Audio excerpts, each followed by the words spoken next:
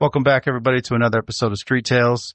This is a special one for me. I've got my baby girl with me, Alina.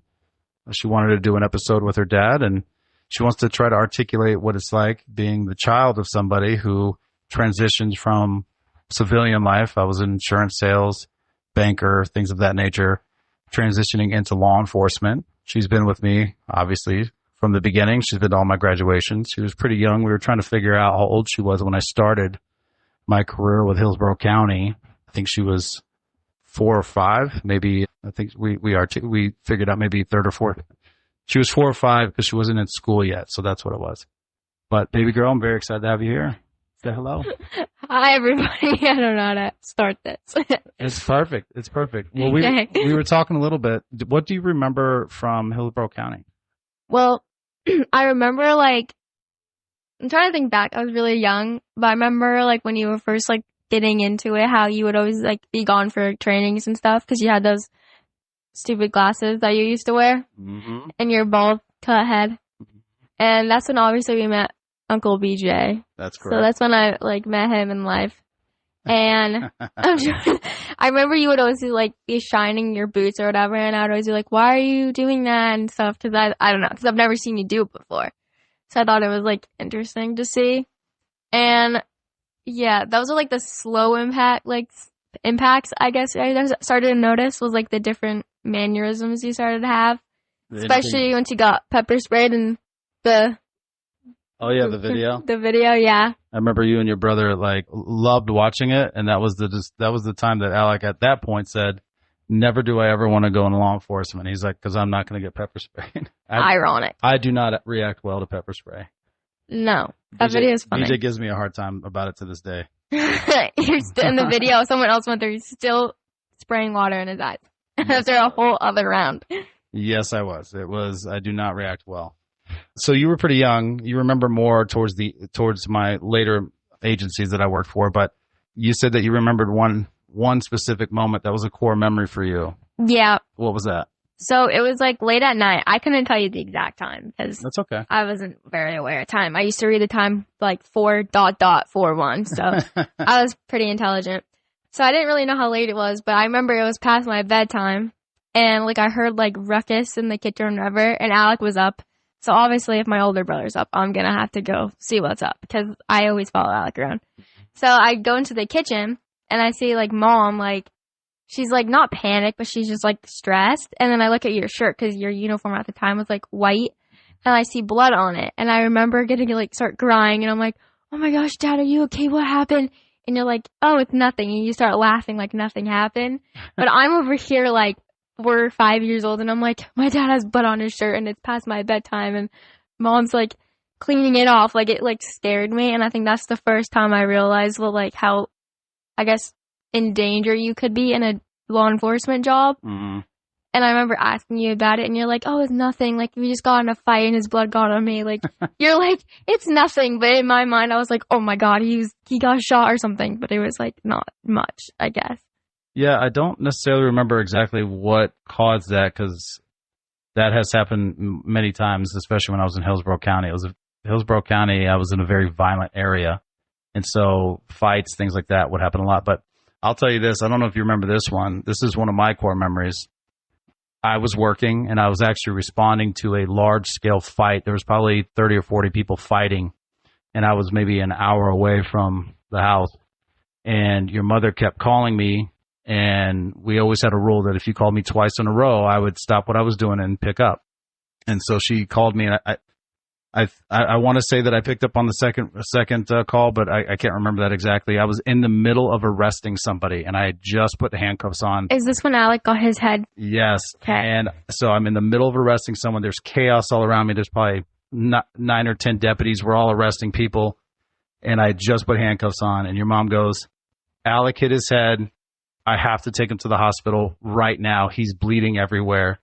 And I said, okay, give me 5 minutes. I'll call you right back. I had to call another deputy to take the guy I was arresting. I ran to my patrol car, called my sergeant. I was going lights and sirens back to that because I didn't know. That's all I had. That's the only information I had. Alec hit his head. He's bleeding. Going to the hospital. Called my sergeant. Said, "Hey, this is what's going on. I'm on the way to the hospital right now. I have no idea what's going on." And he was a good sergeant. Was just like, "Do whatever you got to do. Family first." And so I left the chaos and I'm driving, booking it. We ended up going to like a walk-in clinic or whatever. I get there. Alec is already being seen by a doctor. He ended up needing to staple his head because he had been jumping on his bed, almost like. I can tell the background of it. Yeah, hold on. I'm going to get your side. And I'm just telling you what I saw.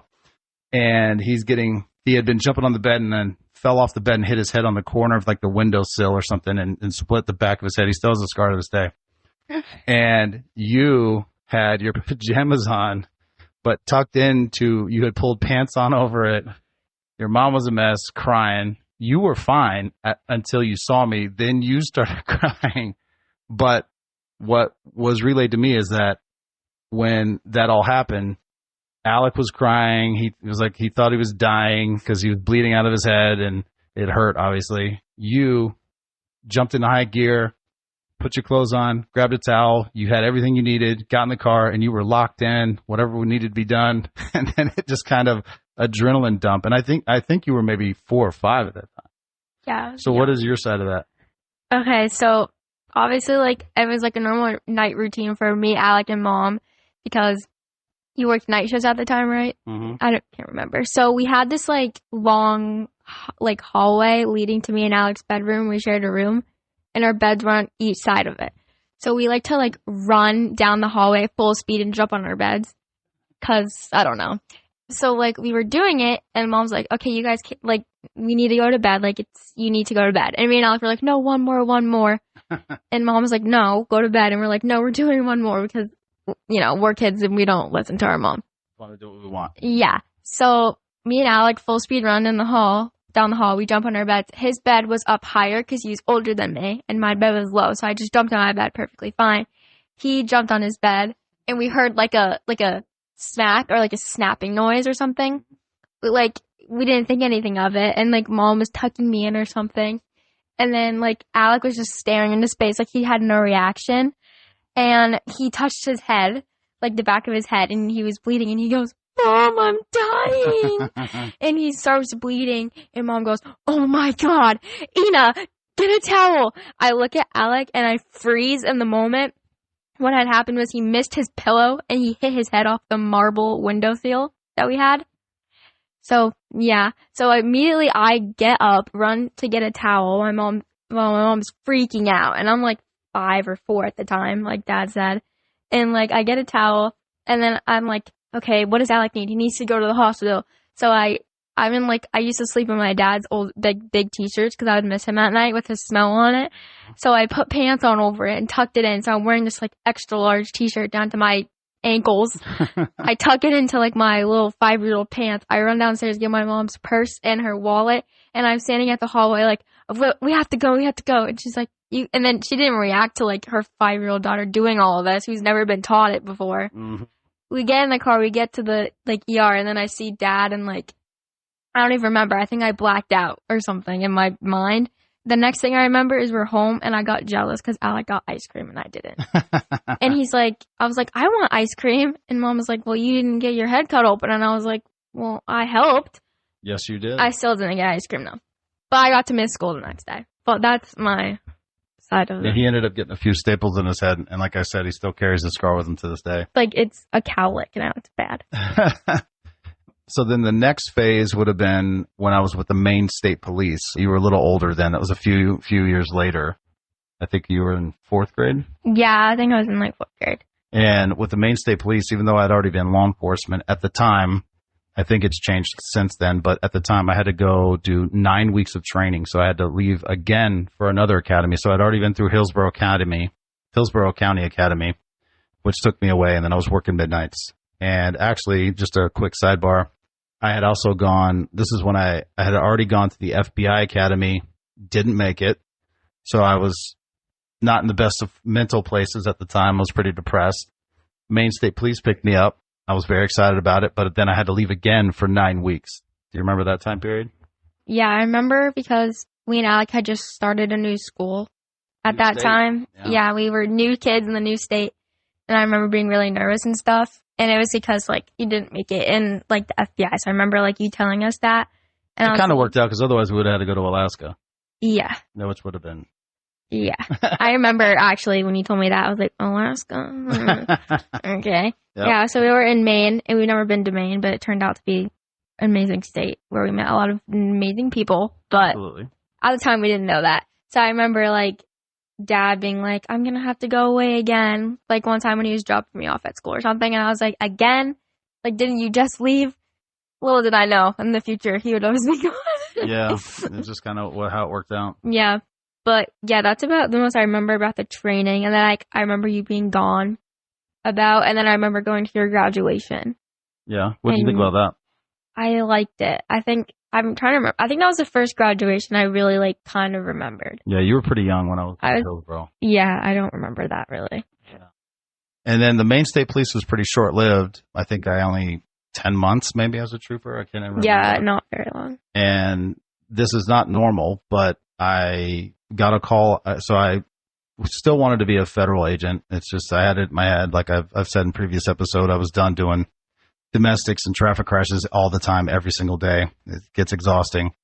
I wanted to be a federal agent. So then I went to the Secret Service Academy, and they called me on a Thursday, and they said, you need to be here Sunday. So I had to give like 1 day notice, really, because I had to turn all my shit in, and I had to go.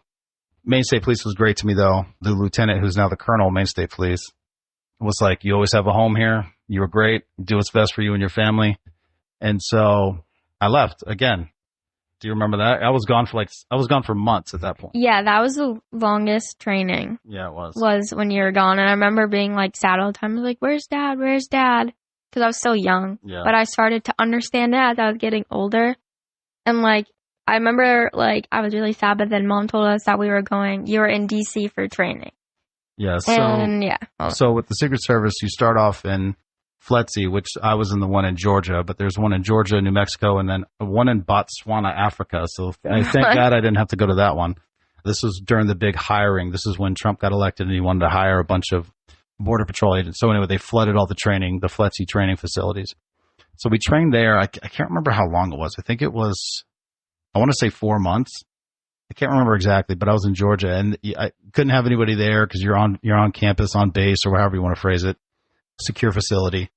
And I was living in a dorm room. I had to share a room with somebody and a bathroom. It was ridiculous. But anywho, but then when you're done with that, you get like a 2-week break, and then you go back for additional, more specialized Secret Service training where we learn protection, and we learned about, you become experts. Every Secret Service agent is an expert in genuine currency. So anyway, that's another 3 months.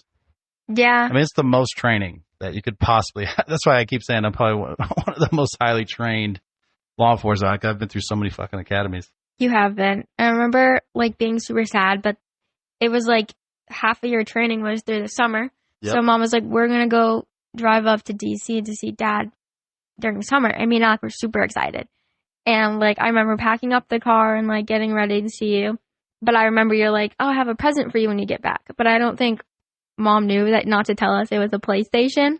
Oh, yeah. So me and Alec, all we would talk about was the PlayStation. We seemed more excited about the PlayStation than actually going to see our dad at the time. But yeah, it was, pretty we were like, 7, 8, I don't remember.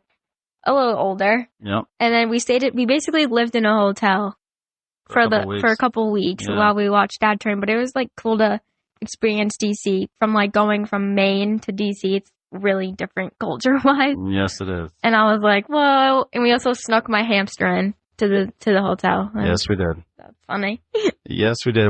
I tried to make it somewhat fun. Museums, all that kind of stuff. We hung out with agents every night. I mean, that's the kind of one of the, try to make it some sort of a benefit, but you got to hang out with federal agents a lot.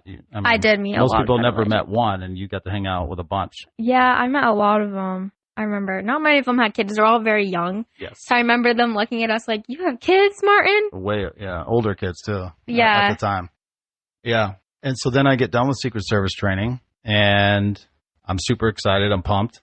And that's when I learned that again, I'm not going to say they lied to me because they were like, you're going to travel a lot. And I'm like, yeah, no, that's going to be great. I want to travel. I want to see the world. I want to do these things. But we don't travel, or when you're with the Secret Service, you don't travel like a normal travel. You don't say, hey, I'm going to go here, and like you have weeks to plan it. It's like, no, they call you on Wednesday or Thursday and say, hey, tomorrow you're going here for a week, 2 weeks, whatever it is.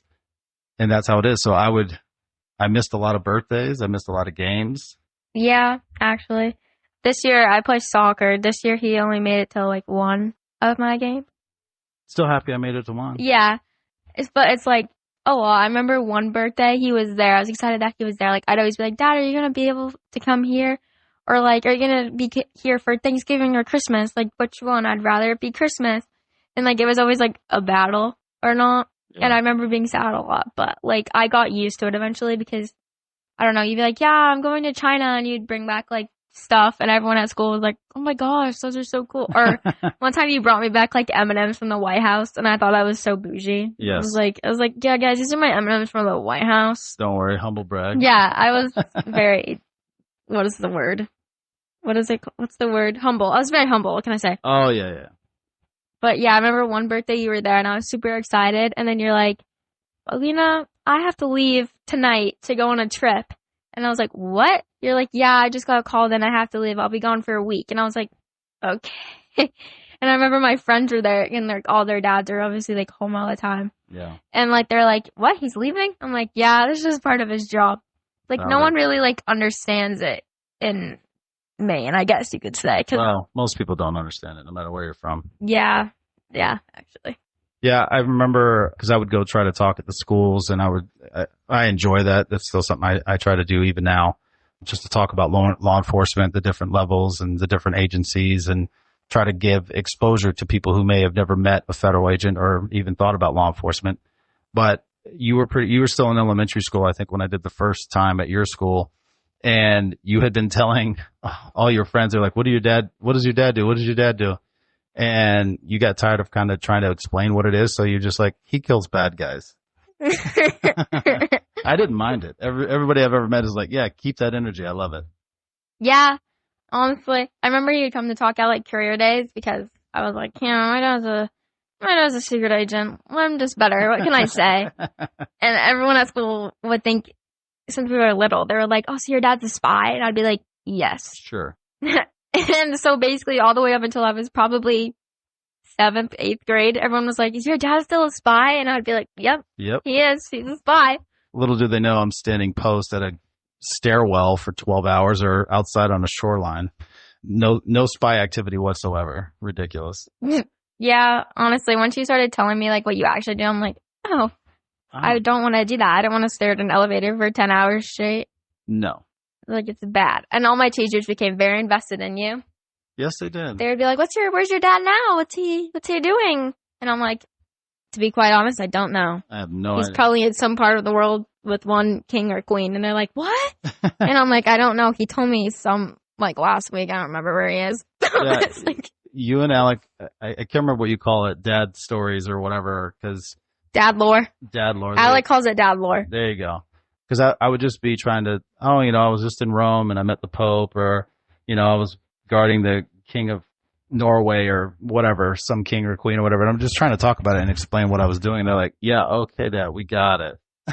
Yes, you would just be like, yeah, I'd call you after school, just mind my own business. I'm like, what are you doing? Oh, I'm just in Paris at the Louvre. I saw the Mona Lisa. I saw the Eiffel Tower. I mean, I guess it's cool. Well, we're going to Paris soon, yes, so. We are going to Paris. But at the time, I was like, oh, okay. Well, that ties in because I would try to bring, the goal was to bring my kids to as much stuff as I could because I tried to share the experience with them. And Alec was the oldest, so he came with me first. Hate this story. I love this story. And little backstory, Alina has been in love with Leonardo DiCaprio forever and always from the Titanic. And it's just funny how that works out. But this ties into the story. So I brought Alec with me to LA. I was doing an advance for Vice President Harris at the time. And I made friends in LA because I like to go out and I like to meet people. And while I was there, I made friends with an individual who owns a record studio. And it's just, my son was very involved and very excited about music. He was still, how old was he? 16, 15? No, he was a senior in high school. This was his senior year. This was his senior year? Yeah. Okay. Sorry. So he is like, I don't think he had turned 18 yet. No, I think he was 17, still 17. Yeah, he was 17, yeah. And so I was like, come to LA with me. So we spent a week in LA, and he got to see Air Force Two. He got to see the motorcade. He got to see all that. And I was like, hey, do you want to go? I want to show you a professional recording studio. He's like, yeah, absolutely. And great time. And they have recorded a bunch of platinum albums, a bunch of stuff. And I'm not really musically inclined. Like, I don't know how to read music. Both my children do. And it was great. Well, the owner of the studio was like, hey, you should come to this event tonight. It'll be fun. And I was like, yeah, sure. He's like, yeah, and, bring your son. So me and Alec go. I had no idea what it was, but it was a memorial for a producer who had passed away. And part of the audience was Martin Scorsese and Leonardo DiCaprio. And because I knew the owner, we ended up going to the back room. And I was more fascinated with Martin Scorsese.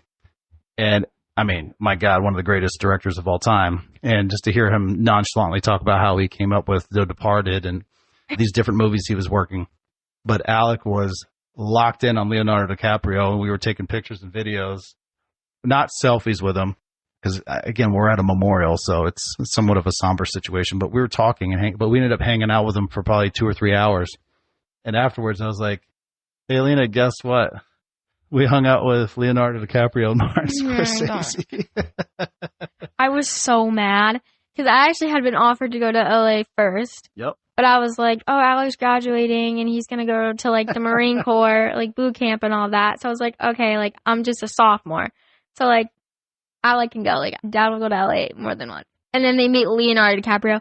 I remember when Mom told me, she goes, I was in the shower. Yeah. I remember this moment like it was yesterday. I was in the shower, just chilling, and Mom goes, Alina, like, what? She goes, I don't know if you want me to tell you this. And I go, what? Like, I was like actually genuinely scared. She goes, oh, Alec and Dad met Leonardo DiCaprio. I literally started sobbing in the shower. I was so sad. And then I called Dad and started yelling. I was like, what? Why did you be like, oh? And he sent me a video, and in the back of the video, you just hear, Alina's gonna die. I was so mad. I remember I went to school, and I told all my teachers, I was like, guess what just happened to me? And they're like, oh, that's so cool for your brother. I'm like, no, it's not. It's supposed to be me. Like, what? I was so mad. Well, since we're talking about your brother and going to the Marines, and I'm gonna have him on here at some point. He's in combat training right now, so he's getting his ass kicked. Yeah. I mean, he already graduated from boot camp, but now he's doing his combat training. Alec was a musician and loved video games, not really into sports at the time. And it was the end of his junior year, and I'm like, son, what are you doing here, bud? Like, what's your game plan? Because I need you to be motivated to do something. Going to college, going to the military, what are you doing? He's like, I don't know. I was like, well, you need to figure it out. And so he, on his own, went and talked to a bunch of recruiters. And he came home. How did he even get that idea? Oh, it was you, because you were like, the military is a good option. It is a great option. I'm trying to think how he randomly thought of it, but now I remember. Well, both of my parents were Marine. Your grandparents are both Marines, so yeah, it doesn't surprise me. And Uncle Taylor is a Marine. That is true. I was never in the military, so I just, it's one of those things that I have to live with. But anyway, he's like, I want to be a Marine. And my initial response was, why? Like, go Air Force, something like that, something easier. He's like, no, I want to be a Marine. I'm like, well, you're going to have to learn how to do a pull-up or something, bro, because I've seen you carry a gallon of milk, and I don't know if you're going to make it. But he took that summer and year, and he started running, working out. And again, you could probably speak more to it because I was, as we've already articulated, I was gone. I was actually living in D.C. at the time. Oh, yeah. I call it the Great Alec Change. Mm-hmm. So, like, freshman through junior year, he was like, sorry, Alec. He was kind of a nerdy kid, King of the nerds. He was king of the nerds, right? No one really like they knew him as just like the smart kid, right? So then after he ended junior year, I was like, okay, I'm just vibing.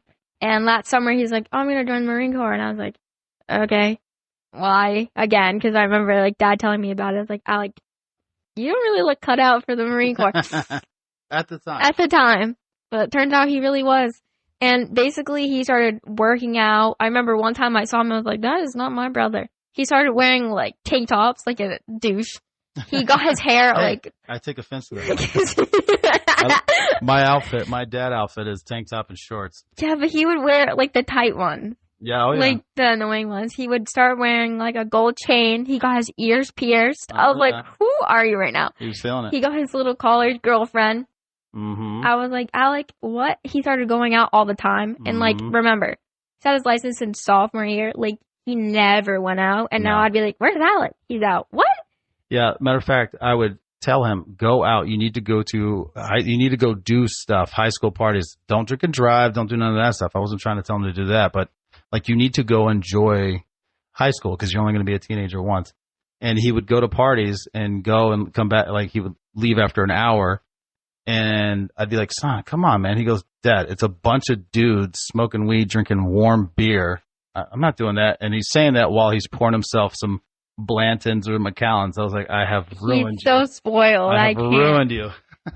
Yeah. So he started doing that. And then like, obviously, if you're in high school and you have a college girlfriend or boyfriend, you know, everyone's going to know you, especially our high school is very small. Yep. So like me, I've done sports since I was like little, and Alec, more or less, he's never been that athletic kind. So his senior year, I'm like, Alec, you should run track with me since you're going to be running a lot. Yeah. And also so you can drive me and I don't have to wait.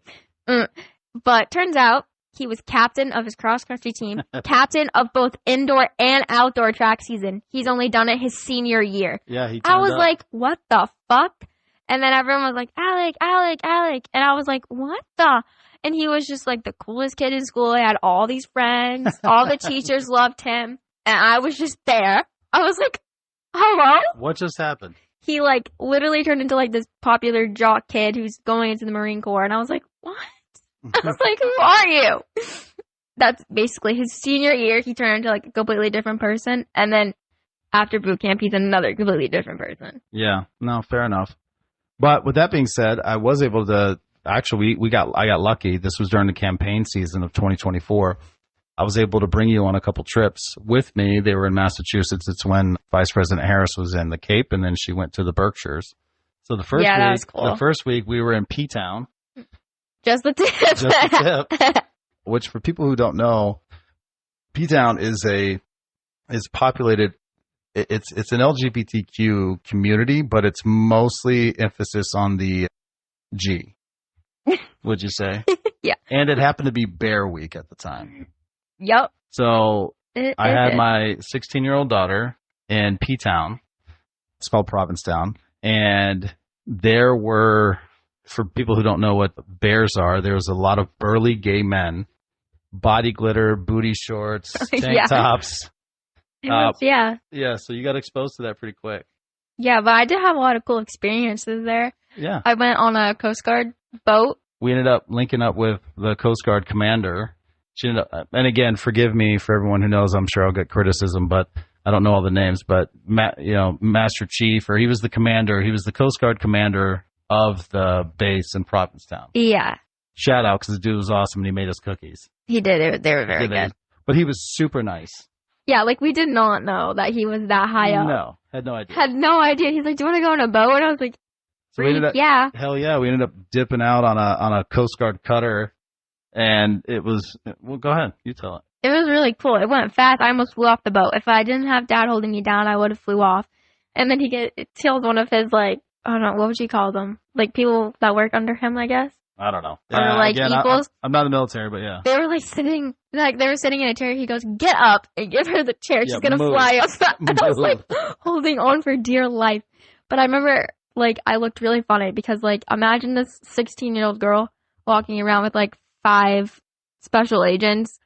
And everyone's like, why are you here? And I'm going in like restricted areas. And they're like, what the hell? What is this she's kid? With me. Don't worry about it. Yes, they're like, what is this kid doing here? And then we went on a Coast Guard like air base. Mm-hmm. And that was really cool. Like I've never been on I think it was an Air Force Reserve.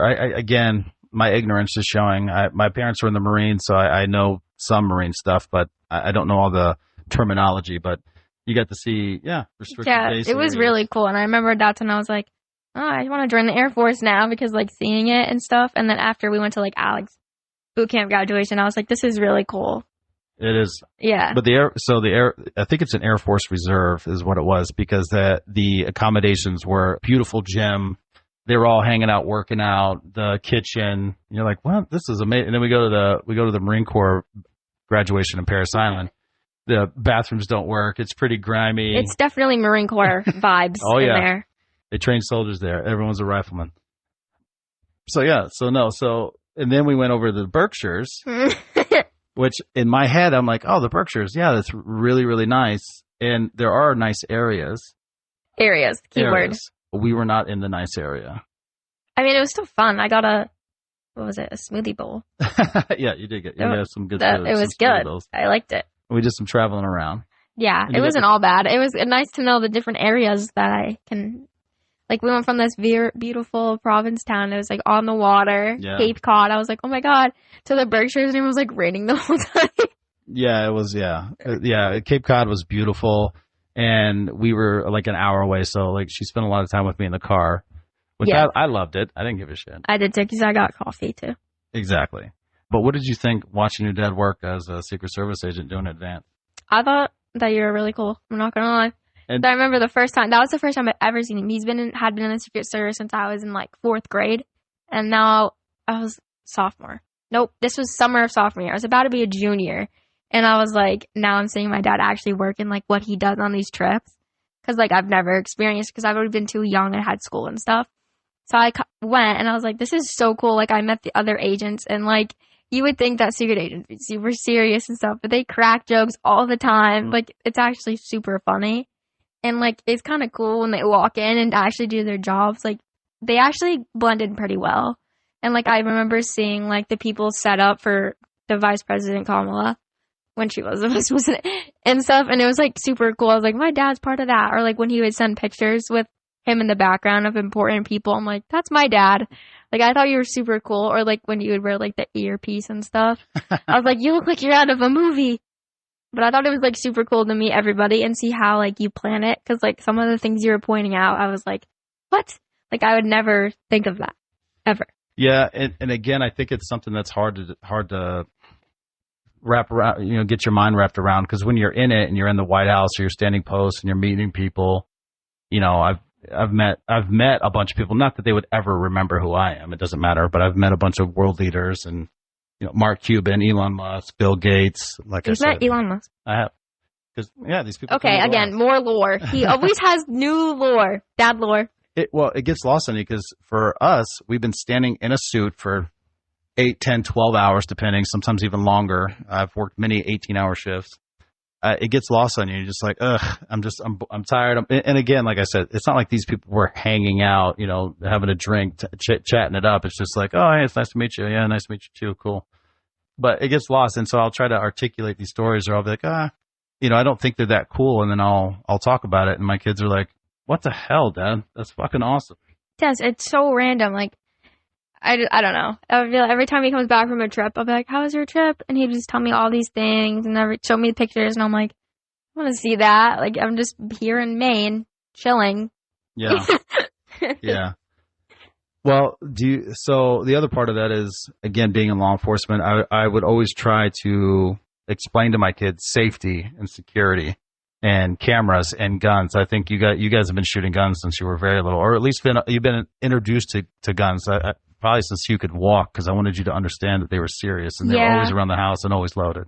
Yeah, that's another part of that big part of my life now. Is like, I remember like when I was younger, you'd always be like looking around and stuff, and I'm like, Dad, what are you doing? You're like, I'm looking around because you never know. I'm always looking for a plan of escape, or I'm always looking for like, what if?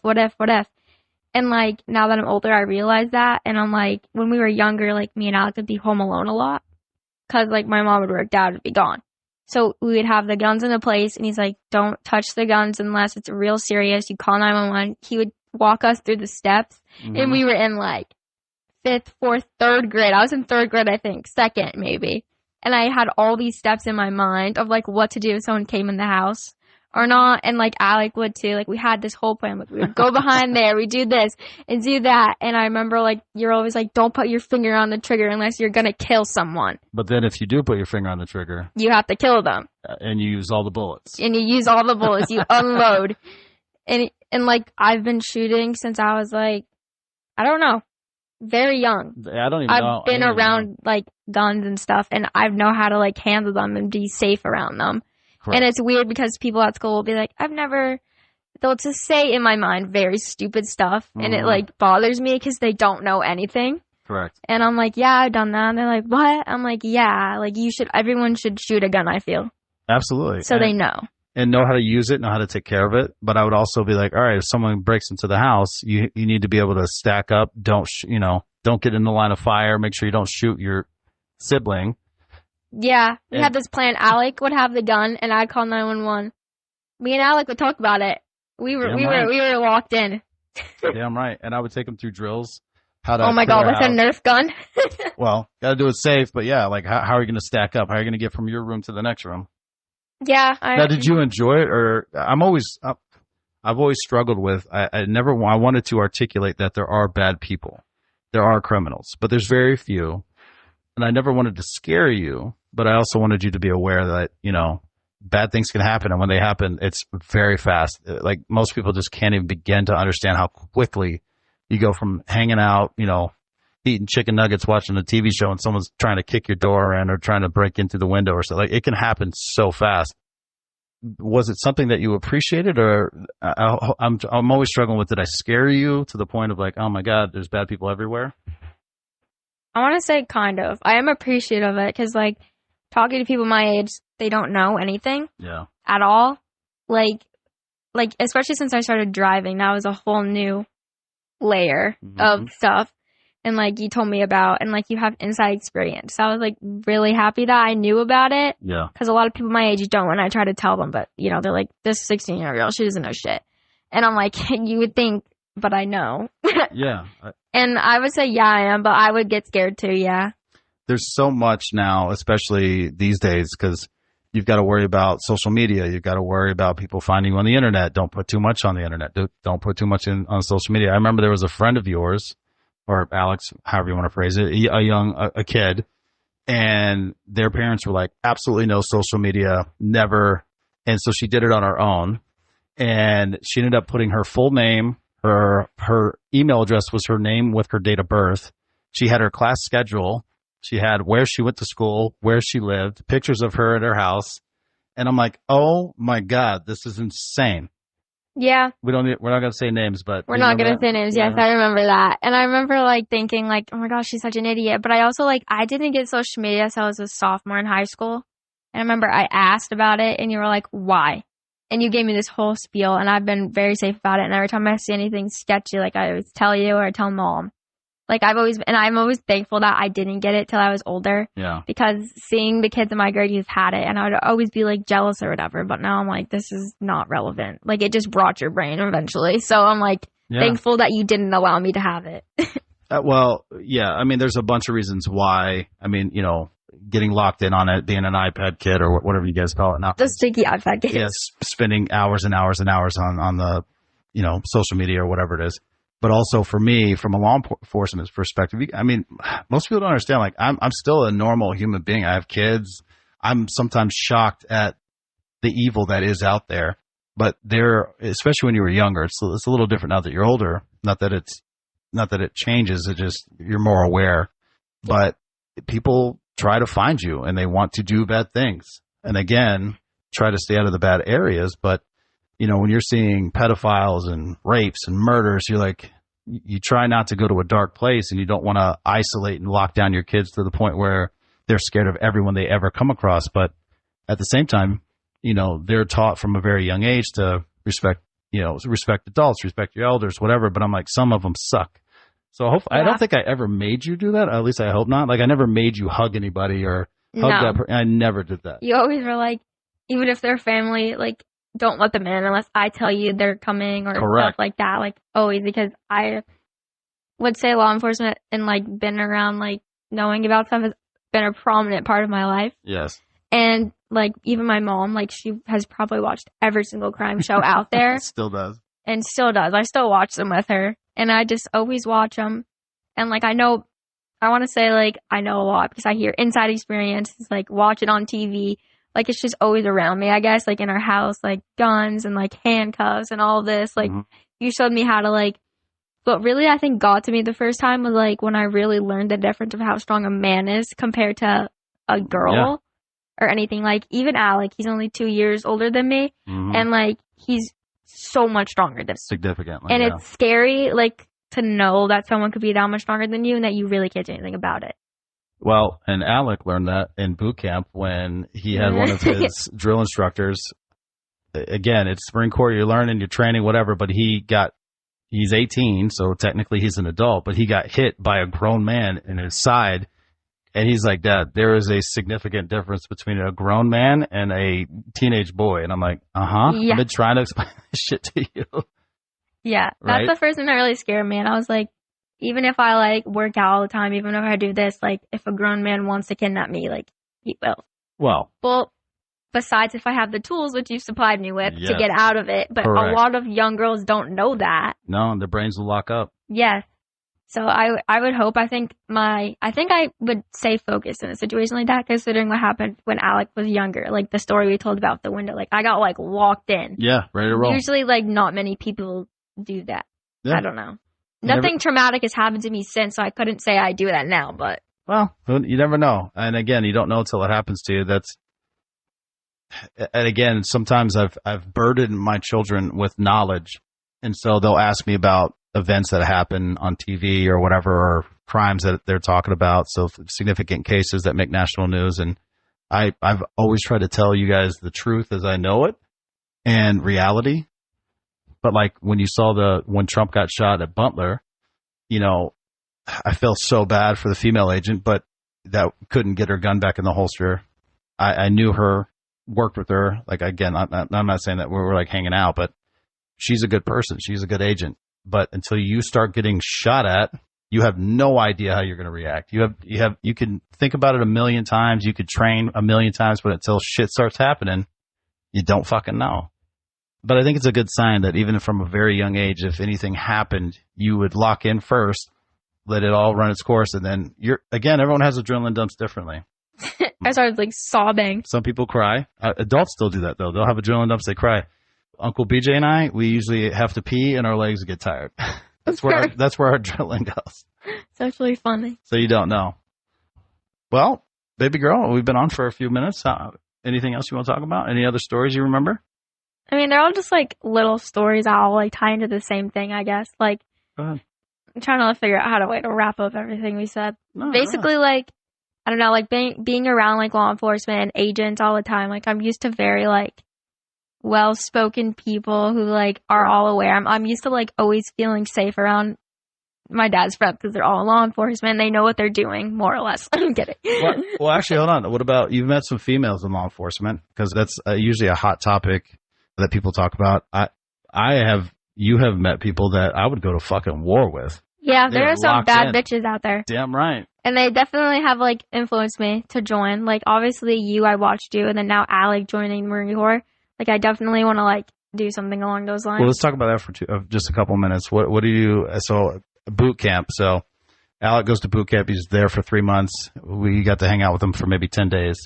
Did you see a significant difference in his personality? 100%. Can you articulate it?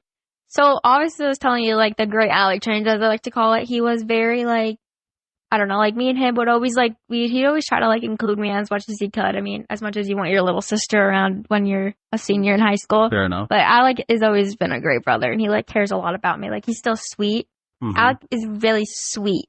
Like he really shows his emotions, and like he would always like help me with my homework and stuff. I mean, I would yell at him, but it's fine. We're siblings at the end of the day. Yeah, whatever. But like before he left, like I remember like sobbing. I was like, I'm gonna miss you. Like he was like very soft smile. Like he kind of was just kind of lengthy in there. Had nice hair. Had very fluffy hair. And then when I saw him at the Marine Corps boot camp, I was scared like I wasn't gonna recognize him. But like I did, but like I didn't, because like his face was like cut and sharp. He had his head bald. Like it was weird watching his mannerisms. Like he wouldn't even drink water and walk. He would stand still. The way like he would take his hat off, like obviously in the store, but like instead of holding it, he would hold it properly, like with his arm flat. It's hard to explain. Like his arm flat out, his fingers curled over the top perfectly. Mm-hmm. He would stand perfectly. Like he has like duck feet, but like he didn't anymore. Not anymore. Like his whole shift changed. The way he would eat. He would be doing like what my dad does, scanning around for like around. Like his eyes would always be moving. He's usually kind of just oblivious. Yeah, oblivious is the right word. He still takes forever to do things though. Yeah. But I guess that's the only thing that stayed the same about him. Fair. And he's not scared to show his emotions and say no. Yeah. Now he's very like he's very to the point now, I guess you could say. Yeah. He's not like kind of like wants to talk about it. He's like, this is what you're doing. This is why it sucks. Basically. Yeah. And I think I've talked about it on a previous episode, but it's just interesting the mind shift, because he didn't know if he was going to be able to stay home for 10 days or a month. And everyone was like, oh man, I really hope you can stay home for, a month, and we want to see you, and everybody misses you, and we got all these things planned for you. And he's like, well, I'm a Marine now. If I got to go, I got to go. He goes, if I have to go tomorrow, I got to go. And it just didn't faze him. No, it didn't. Like he didn't get all worked up or upset about it. He's just like, well, this is what it is now. Yeah, it was kind of weird because, like, I remember before he left, he was super nervous, and he's like, I don't know, his, like, whole thought process and everything changed, and it was kind of weird to see. I was like, oh, another person in my family is going down the deep end. You'll be next. And I'm next, yeah. I would say that's about it. Well, baby girl, thank you so much. Yep. I love having you here. I know, this was a fun one. All right, and shortly after this, when I release this, we'll be headed to Paris for a week, so that'll be fun. Who's in Paris? Alina and Dad. That's right. All right, everybody. Thank you.